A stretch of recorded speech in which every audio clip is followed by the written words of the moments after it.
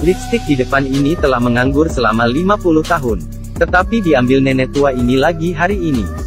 Sebenarnya karena, nenek tua ini mau mencari perhatian pria yang umurnya kurang 49 tahun darinya.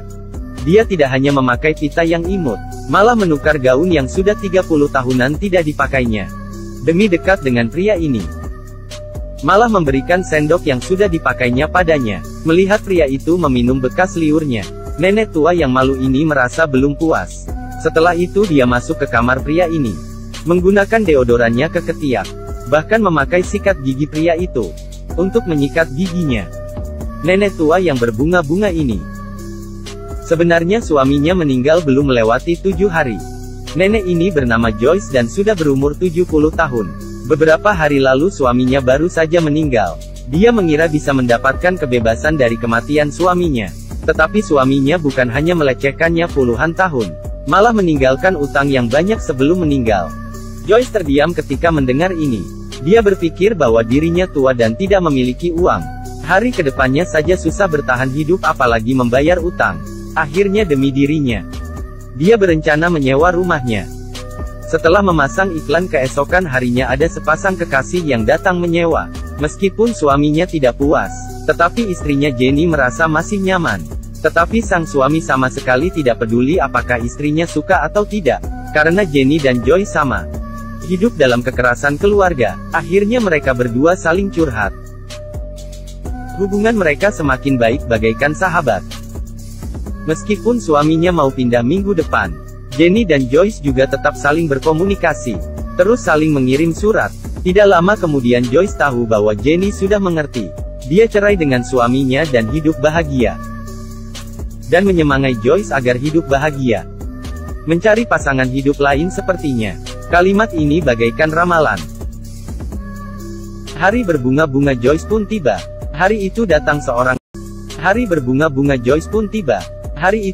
seorang tamu baru. Kamu lihat pria ini sangat ganteng. Tidak menyalahkan Joyce yang menggoda, hanya menyalahkan pria ini terlalu ganteng.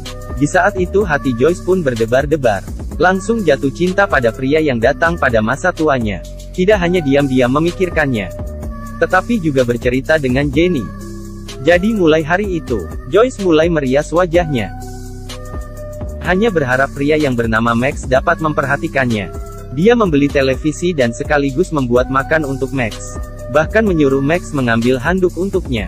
Tetapi bukan hanya demikian, demi mendapatkan Max dia pun membuang foto suaminya. Melihat tampilan ini saya hanya bisa berkata, mual. Sayangnya masalah baik selalu akan berakhir juga. Hari itu Jenny menelepon akan datang untuk menginap beberapa hari. Awalnya mereka masih berbincang dengan baik. Tetapi malam hari Jenny malah menggoda Max. Membuat Joyce mengerti. Jadi keesokan hari dia langsung muram dan kasar terhadap Jenny. Dan Jenny pun hanya bisa pergi keluar, memikirkan bagaimana agar Joyce kembali baik. Tetapi ketika Jenny bertemu dengan tetangga sebelah, mendengar bahwa ternyata kondisi kejiwaan Joyce tidak normal. Ternyata dia pernah hamil sekali di saat muda. Tetapi karena kekerasan suaminya dia keguguran. Mulai hari itu Joyce sudah berubah. Jadi tetangga menyuruh Jenny agar menghindarinya. Jika tidak akibatnya sangat fatal. Setelah Jenny mendengar, langsung ingin pergi. Jadi setelah dia sampai di rumah langsung membereskan barangnya. Lalu tidak ingin menghiraukan Joyce lagi. Tetapi Joyce tidak merasa dirinya bermasalah. Malah merasa dia kehilangan teman karena kesalahan tetangganya. Akhirnya Joyce ke rumah tetangga. Mengambil bantal dan menutupi muka tetangga hingga mati. Kemudian dia mulai berdrama. Berbohong bahwa tetangganya mati karena sakit jantung. Menangis dari luar hingga masuk ke dalam rumah. Kemudian memeluk Max. Tetapi hati Max hanya memikirkan Jenny. Langsung bertanya di manakah Jenny. Joyce berbohong bahwa Jenny sudah baikan dengan suaminya. Kemarin mereka hanya berpisah sementara. Jika kamu masih memikirkannya saya juga tidak melarang. Besok saya mengantarmu ke rumahnya. Anggap saja ini makan malam perpisahan kita. Meskipun dia ragu tetapi juga setuju. Tetapi setujunya malah mendatangkan resiko. Malam itu Joyce meletakkan obat tidur di minuman Max. Setelah minum Max pun pingsan. Dan Joyce menggunakan kesempatan ini, menarik Max ke kamarnya. Ketika Max bangun hanya tahu bahwa kepalanya sakit. Dia tidak ingat apa yang terjadi. Tetapi saat dia ingin bertanya apa yang terjadi, tukang pos mengirim surat. Joyce ingin menerimanya tetapi Max mengambilnya. Setelah melihat surat Max ingin pergi, Joyce pun mengerti. Ini pasti surat yang dikirim Jenny. Apakah Jenny yang sudah pergi masih ingin menggoda Max? Yang tidak didapatkan saya, orang lain juga tidak berhak mendapatkannya. Jadi dia langsung memukul Max hingga mati di tempat. Setelah Joyce melihat surat yang berisi bahwa Jenny hamil, dia langsung sadar. Dia segera menguburkan Max di bawah rumahnya, mengambil uang tunai, berencana mengambil uang itu untuk pergi.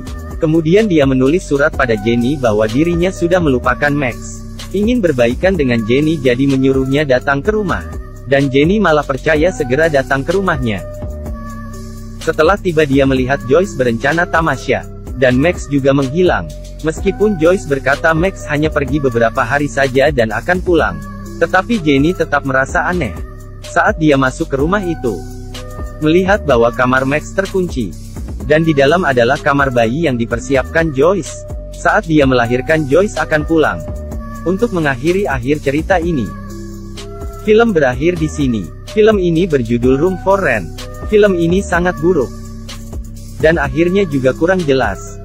Mengenai apa yang akan dilakukan Joyce terhadap Jenny, kita tidak tahu. Hanya terlihat gambar akhir saja. Banyak yang berkata orang yang kasihan pasti ada masa penuh kebencian. Setelah melihat film ini, merasa kalimat itu sangat benar. Film selesai. Sampai jumpa.